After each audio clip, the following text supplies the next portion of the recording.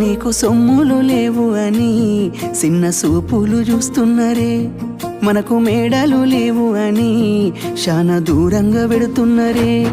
ఎప్పుడు కలేకనే ఉంటామా, ముందు కాలాన మారబోమా.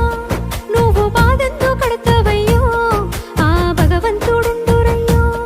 నీ పాదాలకే దండమెడుత పిల్ల, నువ్వు చిన్నదానివైనా నా 7 జన్మాలకే కోరుకుంటా మల్లా నా తోడు నీడలాగా.